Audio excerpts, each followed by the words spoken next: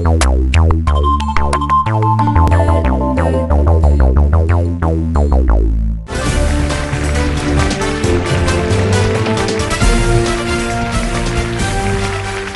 To Airtel super singer 3 தமிழகத்தின் பிரம்மாண்ட குரல் தேடல். இம்முறை உலக அளவில் கவியரசு கண்ணதாசன் அவர்களுடைய பாடல்கள் சுற்றில தத்துவ பாடல்களை தாண்டி காதல் பாடல்கள் அப்படிங்கிற இடத்துக்கு நேற்று வந்தோம். அது இன்னைக்கும் தொடரப்போகுது. கவியரசு கண்ணதாசன் அவர்களால் எழுதப்பட்ட காதல் பாடல்கள் நம்முடைய போட்டியாளர்கள் இன்னைக்கு ஒன்னா அழகான பாடல்களாக நம்ம முன்னால கொண்டு வந்து சேர்க்க போறாங்க. அதுக்கு முன்னால நம்முடைய ஜட்ஜஸ் அன்போடு வரவேற்கிறோம். Sujatha ma'am welcome, Srinivas sir வணக்கம், நிதிஸ்ரீ மேம் வணக்கம், and our voice expert mister Anand sir is here. இன்னைக்கு இன்ஃபேக்ட் இந்த சுற்றினுடைய கடைசி நாள். ஸோ காம்படிஷன் ரொம்ப ஹெவியாக இருக்கும். பிகாஸ் இன்னைக்கு தான் அந்த எலிமினேஷன் அது மாதிரியான விஷயங்கள் நடக்கும் அப்படின்னு சொல்லப்படுறதுனால ஸோ இன்னைக்கு பெர்ஃபார்மன்ஸ் எப்படி இருக்கும்னு எதிர்பார்க்குறீங்க அல்லது இருக்கணும்னு ஆசைப்படுறீங்க? Yes Srinivas sir, what's your expectation from the contestants? Expectation ரொம்ப நல்லா பாடணும். they have to sing for their lives. Okay, so the last day contestants-லாம் ரொம்ப ஷார்ப்பா அவங்கள பிரசன்ட் பண்ண வேண்டிய ஒரு அவசியத்தில் இருக்கீங்க. ஸோ முதல் பாடலை நம்முடைய கண்டஸ்டன்ட் நீங்கள் வந்து பாடுறதுக்கு முன்னால் கண்ணதாசன் அவர்கள் பற்றிய ஒரு சுவாரஸ்யமான தகவலோடு நிகழ்ச்சி ஆரம்பிக்கலாம் அப்படின்னு ஆசைப்படுறேன். ஒரு முறை ஒரு காலேஜ் ஃபங்க்ஷனுக்கு கண்ணதாசனை கூப்பிட்டுருந்தாங்க. அந்த காலேஜ் ஃபங்க்ஷன் பியூட்டிஃபுல்லாக டிசைன் பண்ணியிருந்தாங்க. எப்படின்னா 100 கவிதைகள் அந்த நிகழ்ச்சியில் பாடப்படும். 99 பேர் அந்த கல்லூரியை சேர்ந்த மாணவர்கள் ஸ்டூடெண்ட்ஸ் அவங்கவுங்க கவிதையை சொல்லுவாங்க. 100வது கவிதையாக கண்ணதாசன் மேடையில் ஏறி தன்னுடைய கவிதையை வாசிக்கிறது அப்படிங்கிற மாதிரி டிசைன் பண்ணப்பட்ட ஒரு ப்ரோக்ராம். பட் நினச்சி பாருங்களேன், 99 கவிதையை தாங்கி அதுக்கப்புறம் தான் கண்ணதாசன் சொல்கிற கவிதையை கேட்கணுங்கிற அளவுக்கு இன்னைக்கு இல்லை, அன்னைக்குமே மக்களுக்கு பொறுமை இல்லாமல் இருந்திருக்கு. ஸோ தட் ஒரு 10 கவிதை தாங்கியிருக்காங்க. 15வது கவிதையிலலாம் கவிதை வாசிக்கிறவரை விடலை, இறங்கு போதும் அப்படின்னு கண்ணதாசன் வரட்டும்னு சத்தம் போட ஆரம்பிச்சிட்டாங்க. அதையும் மீறி ஒவ்வொருத்தரும் போராடி 90லாம் வர்றப்போ ரொம்ப ஃப்ரஸ்ட்ரேட் ஆகிட்டாங்க ஆடியன்ஸு. எல்லாரும் கத்த ஆரம்பிச்சிட்டாங்க, நீங்கள் கட்டாயம் கீழே இறங்கணும், கண்ணதாசன் மேடையில் ஏறி அவருடைய கவிதையை வாசிக்கணும், அவருடைய கவிதையை கேட்கறதுக்காக தான் நாங்கள் எல்லாரும் இங்கே வந்து உட்காந்துருக்கோம் அப்படின்னு. கடைசியாக அதை தாண்டிடுச்சு. 90, 91, 92, 99th பர்சன். அதுக்கடுத்து கண்ணதாசன் அவர்கள் வரணும். அப்போது ரொம்ப உற்சாகம் வந்துருச்சு எல்லாரும். அடுத்து கண்ணதாசன் வரப்போறாரு, இவன் யார் கடைசியாக ஒரு கரடி அப்படிங்கிற கேட்டகரியில் அவரை யாருமே கவிதை வாசிக்கவே விடலை. கத்துறாங்க, சத்தம் போடுறாங்க, அவருடைய கவிதையை கேவலமாக அவர் சொல்கிற வரிகளை திரும்ப கேவலமாக சொல்கிறாங்க. இதெல்லாம் ஒரு கவிதையான சத்தம் போடுறாங்க. பட் இருந்தாலும் அந்த பையன் போராடி அந்த 99வதாக வந்த அந்த பையன் கஷ்டப்பட்டு அந்த கவிதையை முழுக்க வாசித்து விட்டு கீழே இறங்குறான். அடுத்து கைத்தட்டல் காதை பிளக்கிறது. காரணம், கண்ணதாசன் மேடையில் ஏறாரு 100வது கவிதையை வாசிக்க. கண்ணதாசன் மேடையில் ஏறி அந்த கவிதையை வாசித்து முடிஞ்ச உடனே வான் பிளக்க சத்தம். அவ்வளோ பெரிய அப்ரிசியேஷன். பிகாஸ் அவ்வளோ ஒரு பியூட்டிஃபுல்லான ஒரு கவிதையாக இருந்தது. எல்லாருக்கும் ஒரே சந்தோஷம். 100வதாக வந்து பேசிய கவியரசு கண்ணதாசன் அருமையான ஒரு கவிதையை நமக்கு சொன்னார். இதுக்காக இந்த 99 கவிதையும் கேட்க வேண்டியிருந்துச்சு, அதுவும் 99வது கவிதை ரொம்ப கொடுமை அப்படின்லாம் பேசிட்டு இருந்தப்ப கண்ணதாசன் ரொம்ப அமைதியாக ஒன்று சொன்னாராம். நம்ம மக்களிடம் இருக்கக்கூடிய மனோபாவத்தை இந்த நிகழ்ச்சி காட்டுது. நான் 100வதாக வாசித்து நீங்கள் கைத்தட்டிய அந்த கவிதை என்பது 99வதாக வந்த பையனுடைய கவிதை, என்னுடைய கவிதை அல்ல. அதே நேரத்தில் எந்த பையனை நீ இறங்குன்னு தொடர்ந்து சத்தம் போட்டு கவிதையை வாசிக்க விடாமல் பண்ணினீங்களோ அந்த 99வது பையன் படித்த கவிதை தான் என்னுடைய கவிதை அப்படின்னு சொன்னாராங்க. அந்த பையன்தான் உண்மையாகவே கண்ணதாசனுடைய கவிதையை வாசிச்சிருக்கான். இன்னைக்கு மட்டும் இல்லை, அன்னைக்கும் சமூகம் கவிஞனுக்குத்தான் கூடுதல் முக்கியத்துவத்தை கொடுத்துருக்கு, கவிதைக்கு கொடுத்ததில்லை. இன்னைக்கு நம்முடைய ஃபர்ஸ்ட் கண்டஸ்டன்ட் பாட போகிற பாட்டு, இன்ஃபேக்ட் பாட போகிறது நம்முடைய பூஜா. இந்த பாடல் ஒரு காதல் பாடல் அப்படின்னாலும் கூட இது ஒரு அரசியல் தூது பாடல் அப்படின்னு சொல்லலாம். அதை பற்றி அவருடைய மகள் விசாலி கண்ணதாசனே சொல்றாங்க, கேட்கலாம். கதைப்படி அங்கே சிவகாமி மகன் யாரும் இல்லை அப்படின்னு கூட ஒரு நகைச்சுவை பேச்சாளர் ரொம்ப அழகாக சொல்லுவார். அதில் யாருமே சிவகாமி இல்லையே, ஏன் எழுதினாரு அப்படின்னா அவர்கள் அதுக்கு சொல்லப்பட்ட மறைமுக காரணம் என்பது திராவிட கட்சியிலிருந்து தனக்கு தன்னை பிரித்து கொண்டு எப்படியாவது காங்கிரஸுக்குள்ளே போயிடணும்னு துடித்த கண்ணதாசன் சிவகாமியின் மகனான காமராஜர், அதாவது காமராஜரின் தாயார் பேர் சிவகாமி, அதுக்குள்ளே போகணும் அப்படின்றதுக்காக விட்ட திரைவழி தூது, பாடல் வழி தூது தான் அது அப்படின்னுவாங்க.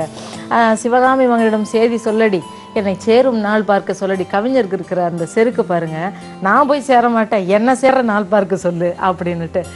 யாரும் வேறு எவரோடும் நான் பேச வார்த்தை எதிரி அப்படின்னா நான் இங்கே பிச்சுக்கிட்டேன் அப்படின்றது தான் அதில் அர்த்தம். வேறு எவரோடும் நான் பேச வார்த்தை எதிரி, வேலன் இல்லாமல் தோகை எதிரி. சரி, இது எல்லாம் பரவலாக நம்புகிற கருத்து. இது இந்த சிவகாமி மகனிடம் செய்தி சொல்லடி, என்னை சேரும் நாள் பார்க்க சொல்லடி பாட போறது பூஜா. வாங்க பூஜா, லெட்ஸ் வெல்கம் பூஜா.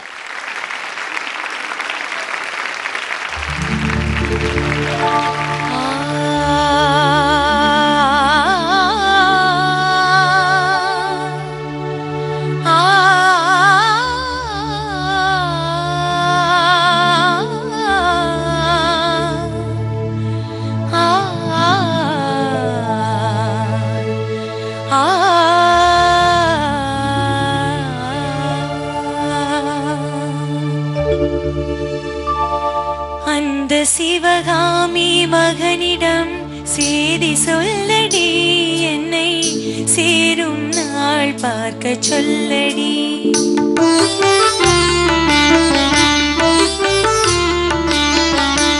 அந்த சிவகாமி மகனிடம் செய்தி சொல்லடி என்னை சேரும் நாள் பார்க்க சொல்லடி. வேறு எவரோடும் நான் பேச வார்த்தை ஏதடி, வேலன் இல்லாமல் தோகை ஏதடி. வேறு எவரோடும் நான் பேச வார்த்தை ஏதடி, வேலன் இல்லாமல் தோகை ஏதடி. அந்த சிவகாமி மகனிடம் செய்தி சொல்லடி என்னை சேரும் நாள் பார்க்க சொல்லடி.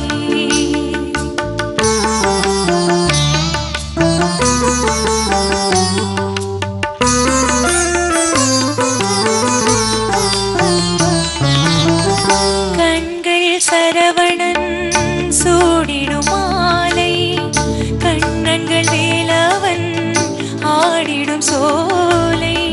கண்கள் சரவணன் சூடிடும் மாலை, கண்ணங்கள் வேலவன் ஆடிடும் சோலை. பெண்ணென பூமியில் பிறந்த பின்னாலே வேலை வணங்காமல் வேறென்ன வேலை. பெண்களில் பூமியில் பிறந்த பின்னாலும் வேலை வணங்காமல் வேறென்ன வேலை. நெஞ்சே தெரியுமா அன்றொரு நாளிலே, நெஞ்சே தெரியுமா அன்றொரு நாளிலே, நிழலோடும் விழியோடும் ஆடினானே. அன்று நிழலோடும் விழியோடும் ஆடினானே, அன்று நிழலோடும் விழியோடும் ஆடினானே என்று கண்ணில் நின்றாடச் சொல்லடி. வேறு எவரோடும் நான் பேச வார்த்தை ஏதடி, வேலன் இல்லாமல் தோகை ஏதடி.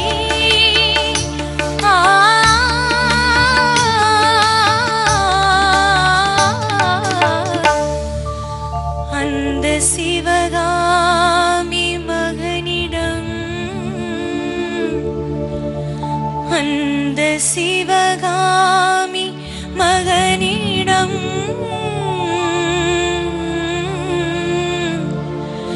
அந்த சிவகாமி மகனிடம் செய்தி சொல்லடி என்னை சேரும் நாள் பார்க்க சொல்லடி.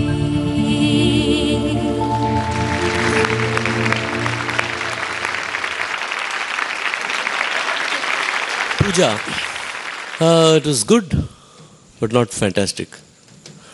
நிறைய டீட்டெயில்ஸ் சங்கதியில் வந்து லைனோட எண்ட் எல்லாமே வந்து அது கரெக்டாக வரல நிறைய.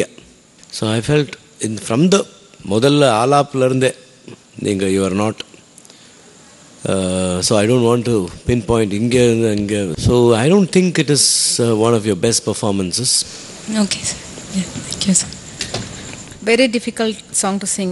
Actually, Michum, the rest of the Pallavi I liked. The expressions and the velan and the iடம் எல்லாம் feel ரொம்ப அழகாக இருந்தது. Again, your voice is little strained today. Charanam was better than the Pallavi, definitely. The ending was also good. Thank you, ma'am. எனக்கு என்ன தோணித்து பூஜா, நீ பாடின விதம் எல்லாமே வந்து புரிஞ்சிக்க முடிஞ்சது உன்னுடைய டேலண்ட், திறமை. பிகாஸ் எங்களுக்கு தெரியும் நீ எப்படி பாடுவ அப்படின்னு சொல்லிட்டு.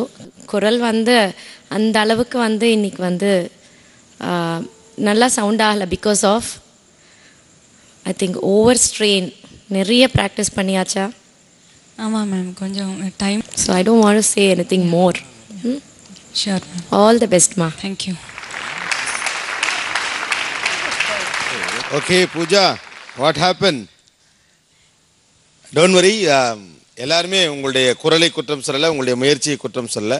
பட் இந்த பாடலுக்கு தேவைப்படக்கூடிய சின்ன இலக்கணங்களை நீங்கள் எடுத்துக்கணும் அப்படின்னு சொல்லியிருக்காங்க. Don't worry, all the very best. Thank you. Okay, yeah. Airtel வாடிக்கையாளர்கள் இந்த பாடலை உங்களுடைய ஹலோ டியூனா செட் பண்ணிக்கணும் அப்படின்னு ஆசைப்பட்டா 5432-178 அப்படிங்கிற நம்பருக்கு ஃபோன் பண்ணி இந்த பாடலை உங்களுடைய ஹலோ டியூனா நீங்க செட் பண்ணிக்கலாம். ஏர்டெல் சூப்பர் சிங்கர் ட்ரீ ஒரு சிறிய இடைவேளைக்கு பின் தொடர்.